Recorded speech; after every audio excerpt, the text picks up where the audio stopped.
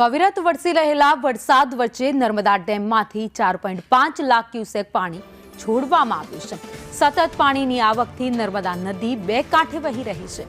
23 દરવાજા ખોલી ડેમમાંથી પાણી છોડાયું છે તો નર્મદા ડેમના 23 દરવાજા 2.50 મીટર સુધી અત્યારે ખોલવામાં આવ્યા છે।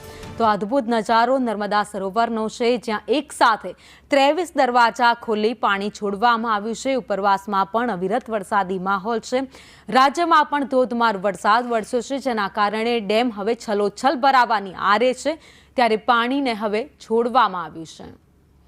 મધ્યપ્રદેશમાં ભારે વરસાદના કારણે સરદાર સરોવર નર્મદા ડેમના 23 દરવાજા ખોલીને પાણી છોડાય છે। હાલ હું સરદાર સરોવર નર્મદા ડેમ પર છું, ત્યાં પણ વરસાદ છે। ત્યારે સંદેશ ન્યૂઝ પર એક્સક્લુઝિવ દ્રશ્ય તમે જોઈ રહ્યા છો કે સરદાર સરોવર નર્મદા ડેમના 23 દરવાજા ખોલીને પાણી છોડાય છે અને આ પાણી છોડવાના કારણે કાંઠા વિસ્તારના ગામોને એલર્ટ કરવામાં આવ્યા છે।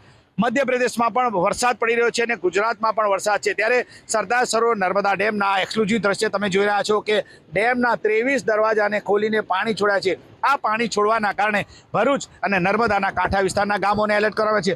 ભરૂચમાં પણ ગોલ્ડન બ્રિજની સપાટી છે ભયજનક સપાટીની આજુબાજુ પહોંચી ગઈ છે અને ભયનજક વટાવશે। ત્યારે આ બધી સ્થિતિ એ દેખાવે છે કે ડેમમાં પાણી છોડાઈ રહ્યું છે અને ભરપૂર માત્રામાં પાણીની આવકના પગલે સરદાર સરોવર નર્મદા ડેમના 23 દરવાજા ખોલીને 5 લાખ ક્યુસેક પાણી છોડાઈ રહ્યું છે અને હજુ પણ વરસાદ જે છે એ રોકવાનું નામ નથી લેતો। ત્યારે લાગી રહ્યું છે કે આવનારા સમયની અંદર વધુ પણ પાણી છોડવું પડે તેવી શક્યતા સંપૂર્ણ દેખાઈ રહી છે।